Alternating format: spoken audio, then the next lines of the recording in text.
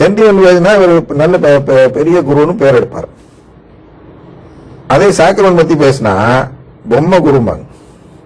B Xavier ஃபாதர்னு ஒருத்தர் இருந்தார், அது வேளாண் அதிபராக இருந்தவர் தான். அவரை அந்த பங்கு மக்கள் பொம்மைன்னு கூப்பிடுவாங்க. ஏன்னா அவர் மறைவுரை பார்த்தீர்கள் என்றால் தினமும் திருவருட்சாதனங்கள் குறித்து தான் வைப்பார். திருவருட்சாதனம் குறித்து வைக்கும்போது தினமும் திருச்சபையின் நலனை குறித்து தான் மறைவுரை வைப்பார். அந்த மறைவுரை வைக்கும்போது மக்களுக்கு பிடிக்காது, அதனால கேட்க மாட்டாங்க. கேட்காதனால அவர்களுக்கு என்ன தெரியும்னா, ஏதோ அவருடைய அசையாம அப்படி ஒரு பொம்மை பேசுற மாதிரி பேசுறாரு அப்படின்னு அவருடைய மறைவுரையை கிண்டல் செய்ய அவரை பொம்மை என்று அழைப்பார்கள். அதான் இந்த மாதிரி மக்கள் எப்போ யாரை நேசிப்பார்கள் என்றால் சென்டிமெண்ட் பேசுபவர்களை தான் மக்கள் நேசிப்பார்கள். அப்ப நான் ஆரம்பத்தை சொல்லியிருக்கிறேன். என்ன சொல்லியிருக்கேன்னா, சாத்தான் என்றால் என்ன என்று சொன்னேன். சாத்தான் என்ன, எப்படியாவது நம்மை அந்த திருவருட்சாதனம், அதாவது allegiance not to Christ not to the cross அப்படின்னு நேற்று பார்த்தோம் அல்லவா, அந்த நிலைப்பாடு எடுக்க வைப்பவன் தான் சாத்தான். அப்ப யாரெல்லாம் இந்த சாக்ரமெண்ட்டை சென்டிமெண்டால ரீப்ளேஸ் பண்றாங்களோ அவர்கள் எல்லாம் இயேசுவையும் சிலுவையும் விட்டு சென்டிமெண்டை தேடுபவர்கள், சென்டிமெண்டிடம் பிரமாணிக்கமாக இருப்பவர்கள். Allegiance to sentiment not to the sacrament. அதான் அதை குறித்து மாதா பேசுகிறார்கள். எங்கெல்லாம் நீங்க சாத்தானை தேடணும்னு சொல்றாங்க. சாத்தான்னு சொல்லாம ஏன் சொல்றாங்கன்னா, சாத்தான்னு சொல்லக்கூடாது. மாதா சொல்லிவிட்டால் மறைபொருள் வெளிப்பட்டு வரும். இப்ப நீங்க காட்சியெல்லாம் கொடுக்கலாம். காட்சி கொடுத்து பேசும்போது புரியாத விதத்தில் பேசினால் காட்சிக்கு அனுமதிப்பார் கடவுள். ஏன்னா மறைபொருள் வெளிப்பட்டு விடக்கூடாது. அப்ப மறைபொருள் வெளிப்படாமல் நீங்க பேசுவதாக இருந்தால் போய் பேசுங்க அப்படின்னு மாதா அனுமதிச்சாதான் மாதா காட்சி தர முடியும். சும்மாலாம் வந்து காட்சி தர முடியாது. நினைச்சவங்களுக்கெல்லாம் மாதா போய் அங்க அனுமதி வாங்கணும். அந்த அனுமதி வாங்கும்போது சாத்தான் அதற்கு எதிர்ப்பு தெரிவிக்காத நிலைப்பாடு எடுக்க வைக்கணும். அப்படியா வச்சுங்க. அப்ப அங்க பேசுவாங்க.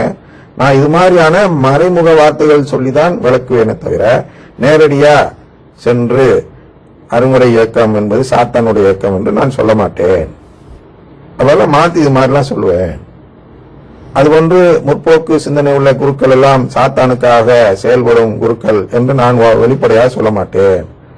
மாறாக இது மாதிரி கவுண்டர் ஃபீட் ஷெப்பர்ட்ஸ் அப்படின்னா போலி மேய்ப்பர்கள் என்று பொதுப்படையா ஒரு விஷயத்தை மட்டும் நான் விளக்கி விடுகிறேன். ஏன்னா மக்களை தெரியாம ஏமாந்து விடுவார்கள். என்னுடைய பிள்ளைகள் ஏமாந்து விடக்கூடாது.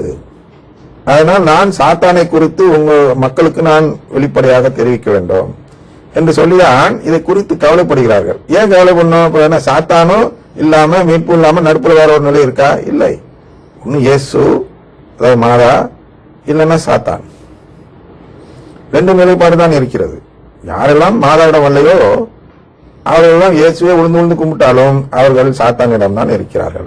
ஏன் சாத்தான்? மீட்பு பெறாத நிலையில் இருக்கிறார்கள். மாதாவுக்கு மீட்புக்கு என்ன தொடர்பு? இயேசு தானே மீட்பார் அப்படின்னு ஒரு சிலர் கேட்பார்கள். மாதாவுக்கு தான் மீட்போடு தொடர்பு. ஏனென்றால் கடவுளின் குடும்பத்தின் தலைவி மாதா.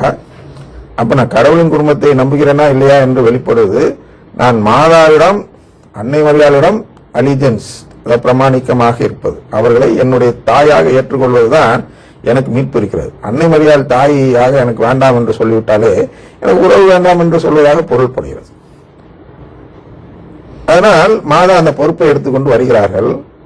நம்மிடம் இந்த உண்மையை வெளிப்படையாக சொல்லாமல் மறைமுகமாக இதெல்லாம் தான் சாத்தானுக்கு உகந்த செயல் என்று இதெல்லாம் சொல்கிறார்கள்.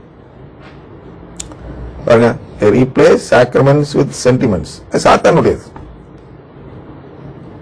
they gently twist doctrines. அது சாத்தானுடையது.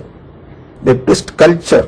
அதாவது ஜெபம் சொல்லும் விதம், ஜெபம் சொல்லும் கல்ச்சரை கை தூக்கி ஜெபம் சொல்ல வச்சால் அதை வச்சுட்டு சாத்தானா சொல்லுவான், பார் கை தூக்கி சொல்றான். அது எதுக்கு அடையாளம் என்றால் இவர்கள் உறவு கேட்கவில்லை என்பதற்கான அடையாளம். ஏன்னா கை தூக்கி ஜெபம் சொல்பவர்கள் உறவு கேட்காதவர்கள். அது ஏற்கனவே நம்ம பரலோகத்தில் இருக்கிற எங்கள் பிதாவே என்ற நிகழ்ச்சி ஒன்று போட்டிருக்கிறோம். அதுல ஏற்கனவே இதுக்கு வழக்கப்பட்டோம். ஆனால் கல்ச்சர் மாற்றப்பட்டாலும் அங்கே சாத்தான் இருக்கிறான். இன்னொன்னு, லிட்டர்ஜி மாற்றப்பட்டாலும், லிட்டர்ஜினா எழுத்து வடிவ ஜபம் மாற்றப்பட்டாலும் அங்கே சாத்தான் இருக்கிறான். நான் சொல்லலாம் சாத்தான்னு. யார் சொல்லக்கூடாது? மாதா சொல்லக்கூடாது. ஏன் அப்ப வெளிப்பட்டு விடும். நான் சொன்னா நம்புறவங்க நம்புவாங்க, நம்பாமல் இருக்கிறவங்களுக்கும் அங்க இடம் இருக்கு. ஏன்னா இவன் தானே சொல்றான் அப்படின்னு. ஆனா மாதா சொல்லிவிட்டா அங்க நம்பாமல் இருக்க இடம் இல்லை. டாக்லையும் நம்பி ஆகணும், திருத்தந்தையும் நம்பி ஆக வேண்டும். மாதா சொல்லிட்டார். இப்ப அதுதான் நாங்க பார்த்தோம். டாக்லே பேர் அதில் இருக்கிறது கண்டுதான் அவர் பயந்து நடுங்கி மனம் மாறுவது போல் இப்பொழுது 5 வேளை ஜெபமாலை சொல்கிறார் என்றெல்லாம் பார்த்தோம். ஏன்னா அவரை பொறுத்தவரை ஒரு மறைபொருள் வெளிப்பட்டது போல் அவருடைய பேர் அதில் இருக்கிறது. அதாவது டாக்லின் இருக்காது, லூயிஸ்னு இருக்கும், பொதுவாக இருக்கும். அது மாதிரி பொதுவாக சொல்லிக் கொண்டு வரும் பொழுது ரீப்ளேஸ் சாக்ரமெண்ட்ஸ் வித் சென்டிமெண்ட்ஸ், அது சாத்தானுக்கு உகந்த செயல். அடுத்தது என்ன? And dismantle the altar of sacrifice with words like progress. பாருங்க அடுத்த பிரச்சனை எங்க வருகிறோம் என்றால், dismantle the altar of sacrifice with words அப்படிங்கிற அந்த பகுதியை நாளை பார்ப்போம்.